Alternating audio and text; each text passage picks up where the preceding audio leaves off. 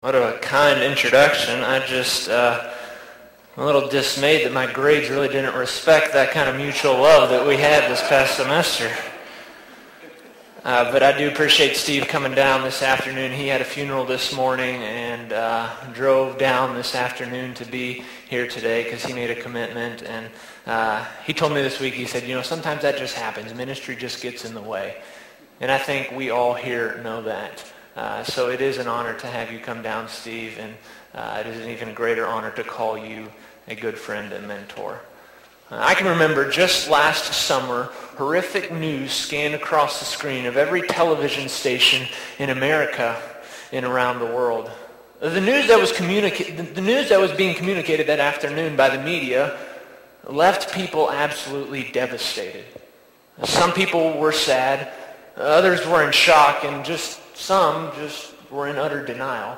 But I'll never forget, as I sat in a hotel room on that June afternoon, as the camera surveyed a crowd of worshipers mourning the death of their idol, Michael Jackson.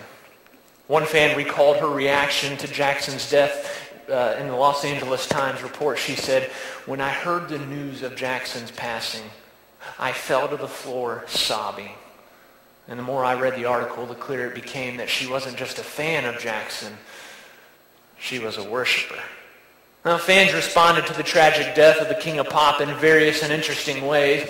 I think it's safe to say that there were a group of some that took it a little overboard.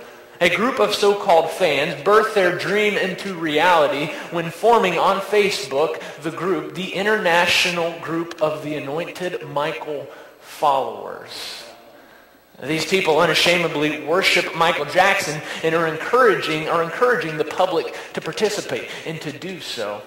But you know what? Before becoming a member of their movement, of their group, they require all participants, all members, to sign a declaration that says that Jackson was the Messiah.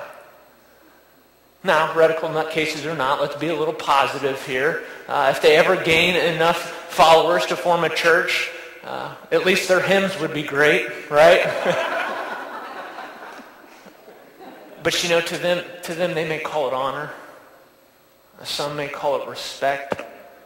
You know what? You call it what you want.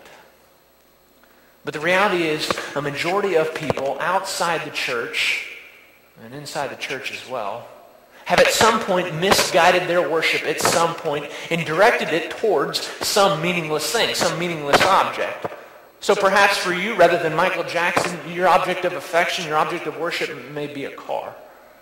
Rather than the 80s megastar, it could be the pursuit of success. Instead of the King of Pop, it could be a relationship. Because you see, what people worship is an accurate indication of what is most important and valuable to them. But the more I think about it, truth be known, we're a culture of misplaced worship. We've gone from a nation that prioritized Sunday morning church and have replaced it with soccer tournaments and football games.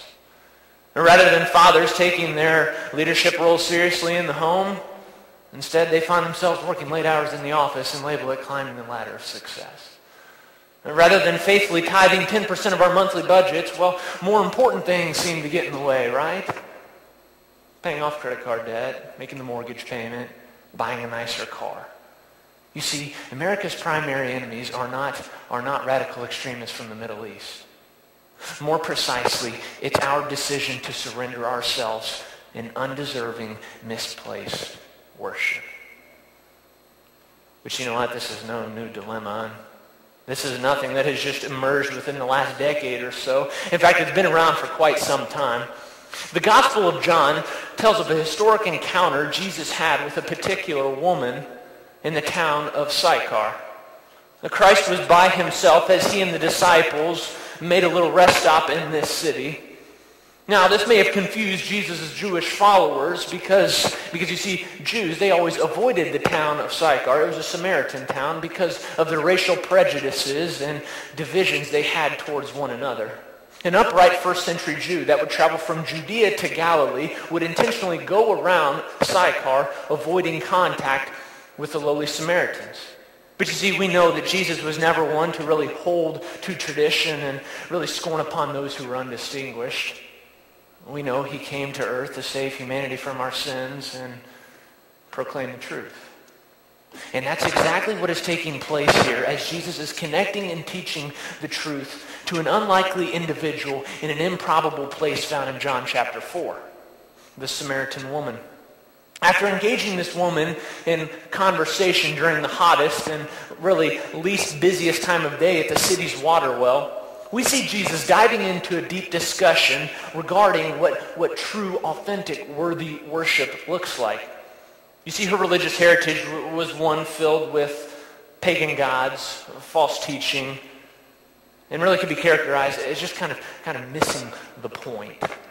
The Samaritans would pick and choose what they would want to believe out of the Old Testament. They picked and choose what they wanted to worship and what they wanted to follow. And rightfully so, this offended the Jews.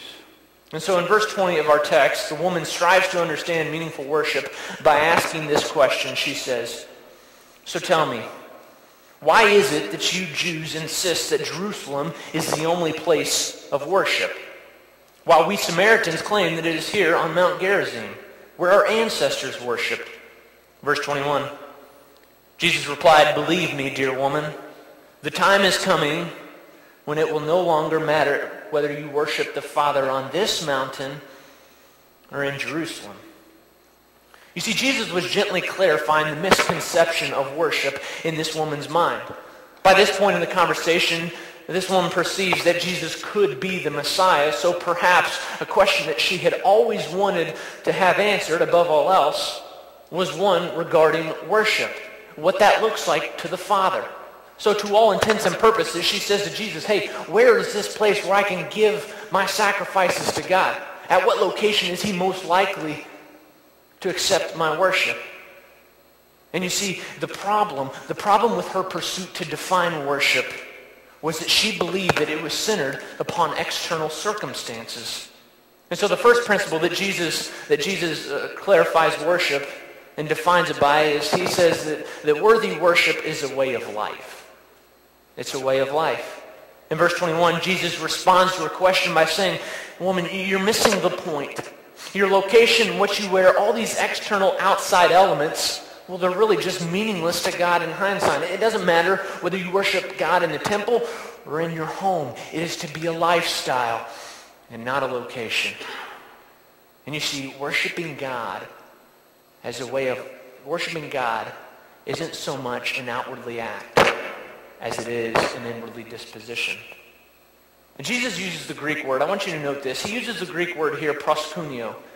It means to have reverence or to acknowledge someone in high regard, to kiss towards, to bow yourself low in a posture of humility. You see, it is a word that is used to describe how God's people are to react and be in his presence 24/7.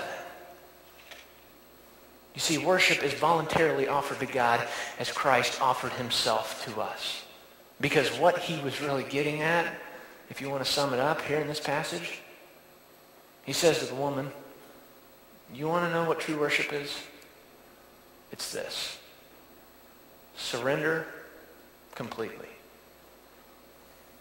Completely surrender. Because you see, worship is surrender. Because in essence, what you surrender to is what's most valuable to you. Now I know, being here at a conference surrounded by ministers, pastors, priests, preachers of all sorts,